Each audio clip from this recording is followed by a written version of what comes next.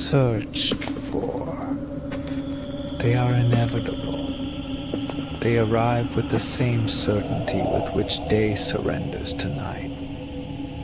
Some hours bend, that grow, that breathe differently. Silence may seem like a companion.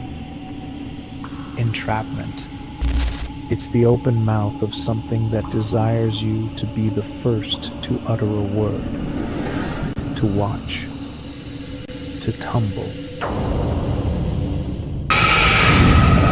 I am called Lucia.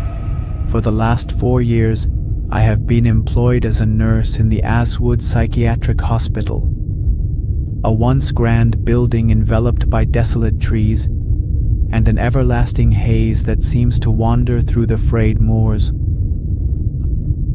I never imagined that my job would lead me to discover what lies beyond madness. Aswood is a location where numerous patients live in a condition of emotional seclusion, their thoughts ensnared in intricate mazes of pain and confusion. Among them, a man named Samuel caught my attention from the very first day.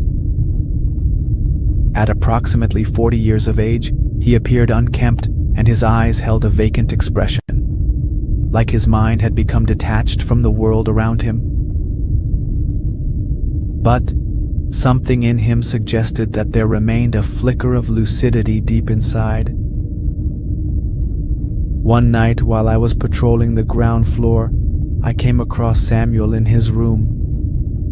Behind him, there was a wall covered with clippings from old newspaper articles, images showcasing terrible events associated with the hospital and its patients. I paused, feeling intrigued. "Why this, Samuel?" I inquired, gesturing towards the clippings.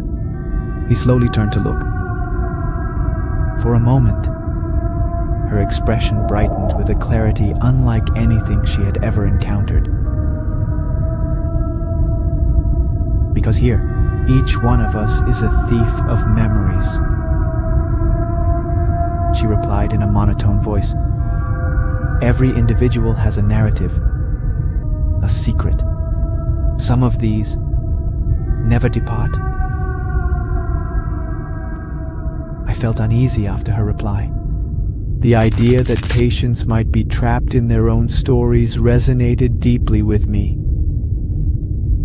I began to pay attention to the clippings, to the images that seemed intertwined by a web of madness, disappearances, and inexplicable deaths.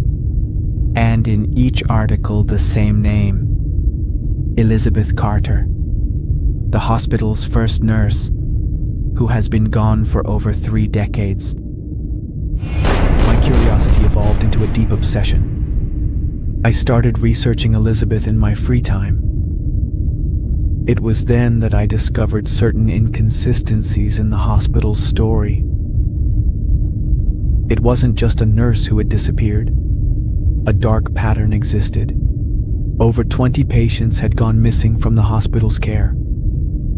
It seemed that no one could remember their names, as if they had been erased from history.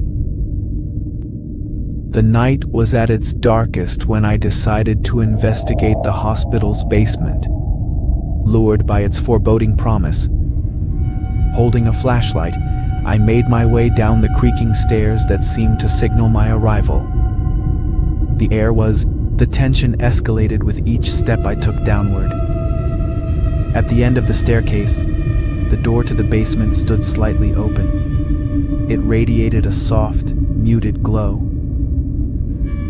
The shadows curled around the extensive rows of files and boxes stacked high.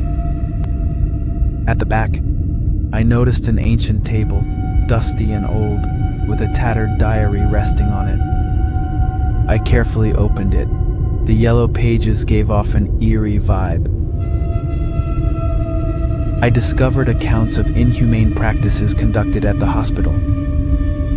But I also came across Elizabeth's name mentioned multiple times in various notes, interwoven with the names of the vanished patients. At the very moment I grasped the enormity of my discovery, a sound reached my ears from behind. I spun around. I caught sight of Samuel, his face pale under the lantern's glow. "I was waiting for you to finally figure it out," he said in a hushed voice. "Lucia, now it's your turn." I felt pressure in my chest.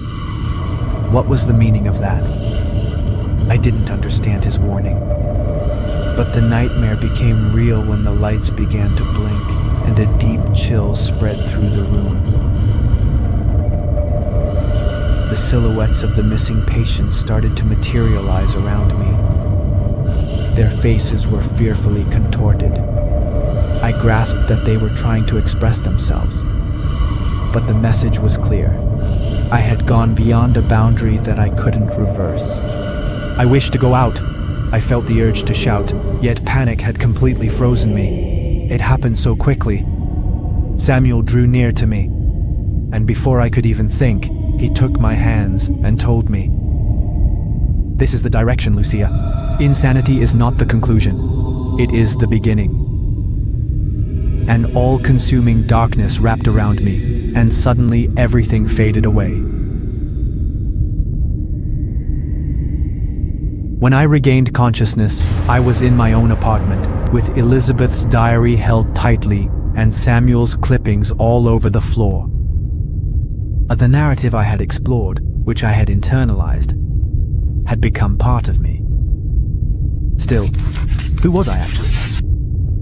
All the words I read, all the faces I had previously seen now contributed to my own madness. As the days went by, the patients in the clinic started to view me in a new light. A few even smiled in a manner I had never witnessed before. I became aware that they had begun to remember their own tales, the hidden truths of their illnesses.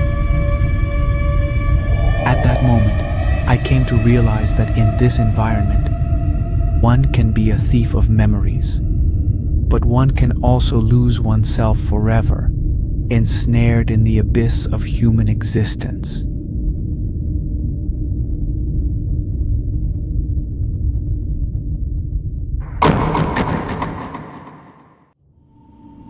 Every encounter leaves a mark. It isn't always apparent. Occasionally, it feels like a mark on the soul, a reverberation that lingers in the depths of each new silence. Did you notice what was supposed to remain? And now, the only question that is significant is no longer what, but what? What did you take?